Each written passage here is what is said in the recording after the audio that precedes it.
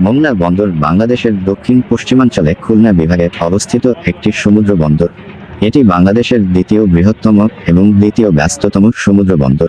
এটি খুলনা মহানগরীর দক্ষিণ পূর্বে পশুর নদীর তীরে অবস্থিত। বন্দরটি 1950 সালের 1 ডিসেম্বর প্রতিষ্ঠা হয়। এই বন্দরের আদি নাম চালনা বন্দর। এটি প্রথমে খুলনার চালনাতে প্রতিষ্ঠা হয়।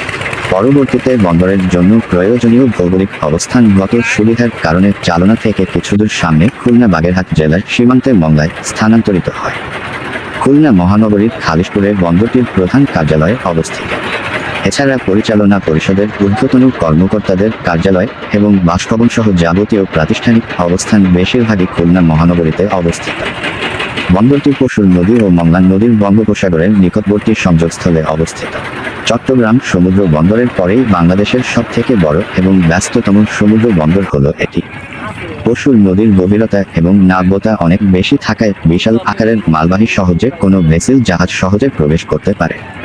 এটি অভ্যন্তরীণ নদী বন্দরসমূহ খুলনা নগরীর মাধ্যমে সারা দেশের সাথে রেলপথে সংযুক্ত। এছাড়া মংলা ও খুলনা নগরীর সুবিধার্থে নির্মাণাধীন রয়েছে খান জাহান আলী বিমানবন্দর।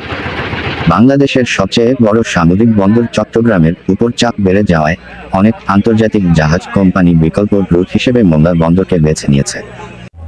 এছাড়া প্রতিবেশী দেশ ভারত, নেপাল, ভুটানের সরকার মংলা বন্দরকে বেশ গুরুত্ব দিয়ে ব্যবহার করছে আঞ্চলিক বাণিজ্যিক পণ্য আদান প্রদানের ক্ষেত্রে।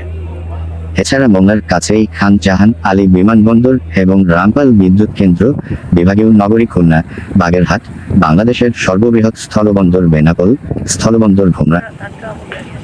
খুলনার মংলা বন্দর থেকে সুন্দরবন বা সুন্দরবন লাগোয়া নয়নাভিরাম সমুদ্র সৈকতে জাহাজ, পিকনিক লঞ্চ, প্রাইভেট নৌযান কিংবা অন্য যে কোনো নৌযানে করে ভ্রমণের জন্য একটি অন্যতম ট্রানজিট।